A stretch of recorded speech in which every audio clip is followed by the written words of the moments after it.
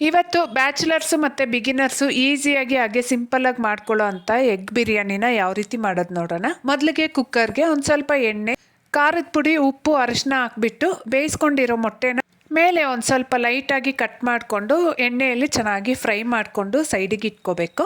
ಈಗ ಅದೇ ಕುಕ್ಕರ್ಗೆ ಇನ್ನು ಸ್ವಲ್ಪ ಎಣ್ಣೆ ಹಾಕ್ಕೊಂಡು ಎಲ್ಲ ಬಿರಿಯಾನಿ ಸ್ಪೈಸಸ್ನ ಹಾಕ್ಕೊತಾ ಇದ್ದೀನಿ. ಬಿರಿಯಾನಿ ಸ್ಪೈಸಸ್ ಚೆನ್ನಾಗಿ ಫ್ಲೇವರ್ ಬಿಡಬೇಕಂದ್ರೆ ಎಣ್ಣೆಯಲ್ಲಿ ಚೆನ್ನಾಗಿ ಫ್ರೈ ಆಗಬೇಕು, ಅವಾಗೇ ಅದ್ರ ಟೇಸ್ಟ್ ಚೆನ್ನಾಗಿರುತ್ತೆ, ಫ್ಲೇವರ್ಸು ಚೆನ್ನಾಗಿ ಬಿಟ್ಕೊಳ್ಳುತ್ತೆ.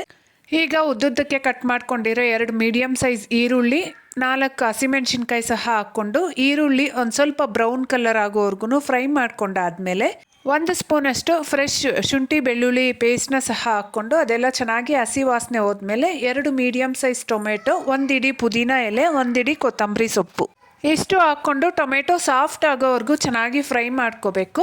ಈಗ ಇದಕ್ಕೆ 1 ಸ್ಪೂನಷ್ಟು ಬಿರಿಯಾನಿ ಮಸಾಲ, ಅರ್ಧ ಸ್ಪೂನಷ್ಟು ಅಚ್ಕಾರದ ಪುಡಿ, ಹಾಗೆ 1 ಸ್ಪೂನಷ್ಟು ಧನಿಯಾ ಪುಡಿ ಹಾಕ್ಕೊಂಡು ಇದು ಸಹ ಹಸಿ ವಾಸನೆ ಹೋಗೋವರೆಗೂ ಫ್ರೈ ಮಾಡ್ಕೊತಾ ಇದ್ದೀನಿ. ಈಗ ಇದಕ್ಕೆ ಅರ್ಧ ಕಪ್ಪಷ್ಟು ಫ್ರೆಶ್ ಮೊಸರು ಸಹ ಹಾಕ್ಕೊಂಡು ಈ ಮಸಾಲೆ ಎಲ್ಲ ಎಣ್ಣೆ ಬಿಟ್ಕೊಳ್ಳೋವರೆಗೂ ಫ್ರೈ ಮಾಡ್ಕೋಬೇಕು.